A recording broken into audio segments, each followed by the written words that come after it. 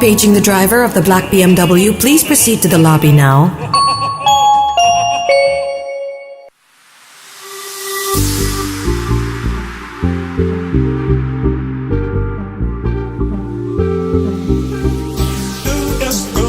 The ultimate driving machine. So welcome back to another video on my 2017 BMW X1. Today we are going to be talking about some of the lesser known features of this car. Some good, some not so good.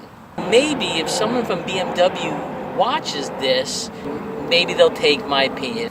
So another feature of this car that I really like, I mentioned, is the lights. Lights are bright, lights are great. And I really like the majority of the time driving with my fog lights, and there's a good easy fog light button right here. My one issue with this feature is you need to turn the fog lights on each and every time you start the car. I only wish there was another setting, so as you can do running lights, headlights, and automatic. Wouldn't it be nice if I had one more option to do automatic with fog lights? It just seems like a little bit of a hassle that I have to remember every single time to turn on my fog lights when I drive the car. Again, I love the fog lights, just not a big fan of having to turn on the fog lights each and every time I get in this car. So let's right on move to another feature of this car, which I've touched upon, the dreaded yet great back lift. So feature button, click it once, opens. Right? Great. No big deal. Stand here, get your groceries, and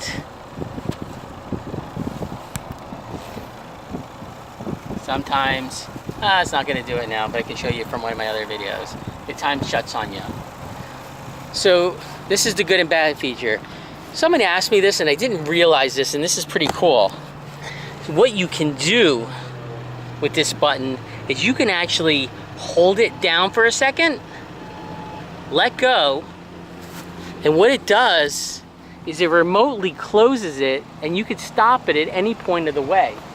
So I hit the button and you can see it closed a little bit. I'll hold it again, stop, closes it, hold it again, stop. Now, what I found this interesting is somebody actually asked me this question before, and I kept hitting the button and it didn't remotely close, so I didn't think it worked. But you have to hold it. If you hold it, it works, and you could stop it at any time.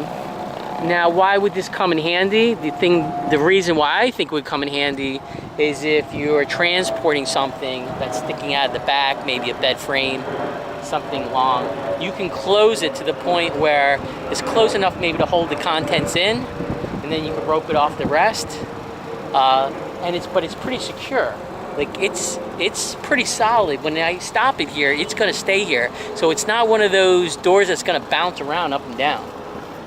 So I really like that feature, and I didn't realize I had that until well into a couple months of owning this car. And lastly, maybe the most complicated to explain is the different driving modes that this car has. So not unique as far as other manufacturers and other BMWs have this, but this is what I find. This car has 3 driving modes. It has the Comfort, which is really the regular. It has the Ecopro, and it has Sport. Now, Comfort, which is the regular, it's a fantastic driving machine. I really like it. I mean, it's fast off the line. I talked this about in other videos. It makes it a really, really fun car to drive. Much faster than I really thought it was gonna be. Really fun. But what I really want to talk about here is the Ecopro Mode. So the Ecopro Mode is a button while you're driving that you're supposed to hit, and it's supposed to save you gas.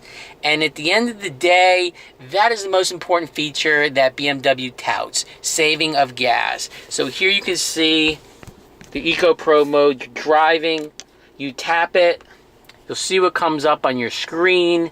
Ecopro settings. The way it's kind of described is when you hit the gas, there's less throttle, so you take off the line, you go off the line slower, or your acceleration is slower. So the way I would explain Ecopro Mode is the way BMW tries to save you on gas. The problem with that theory is, man, does this car become boring. It makes such a huge difference in the performance of this car. You hit Ecopro Mode, and when you hit the gas, it's like you lost 2 cylinders. The response time is less than half. When you stop at a light, your AC actually starts to warm up. So it's trying to do all these different things to compensate for saving gas. Even your dash changes with different graphics.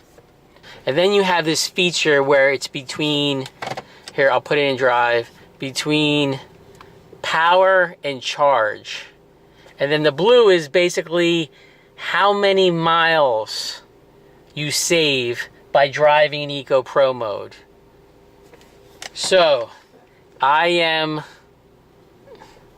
see how it says charge and power? When you hit the brake and you coast, it switches to charge. When you hit the gas, it goes to power. The problem, as I like to say, is I saved 0.6 miles. When I started this when I was at half a tank. I'm almost down to a quarter. In a quarter of a tank, I haven't even saved 1 mile worth of gas. So let's equate that in some sort of math. And in Florida today, the average gallon of gas is costing me $2.50. And I'm almost going based on this and maybe save 3 to 4 gallons of gas. And I get about 27 miles to the gallon on average, and it costs me $2.50 per 27 miles. And this thing's gonna save me 4 miles. Let's even stretch it 5-6 miles. So equate that to money. That's not even half. That's not even a quarter. So what is it gonna save me? 50 cents? 50 cents to have a boring driving car? I just don't see how it's worth it. I guess if you're of a mind that saving every penny is important to you, go for it.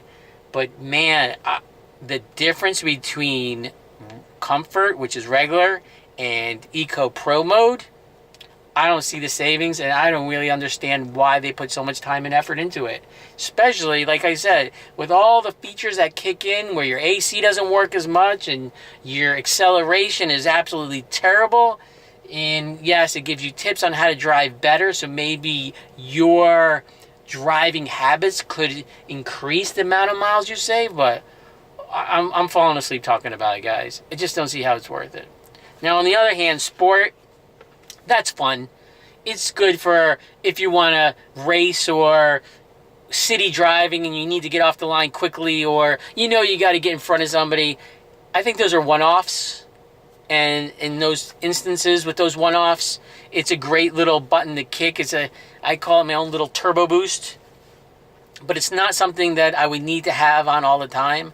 And almost like what I mentioned with the fog lights, if I was of sound mind and body to say I want to drive in Ecopro Mode, why do I have to hit the button every time I get in the car?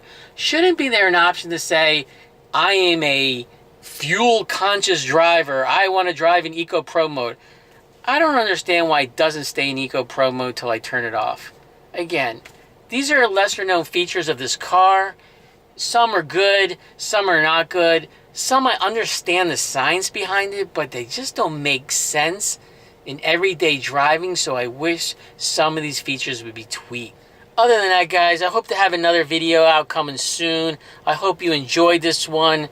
Leave any comments below. I'm here to answer any questions, and I will definitely give you guys updates as I continue to drive this car, which I'm going to say again, I still absolutely love overall. A fun car, a sturdy car, a fast car, and wow, I mean, I'm really nitpicking what I'm going out with here is some of my criticisms, but overall it's a great car. If you're looking to buy one, I really don't feel you can go wrong. So Average Jeff, till the next time, hope to see you guys again to my next video, and have a good one, guys, and safe driving. Yeah.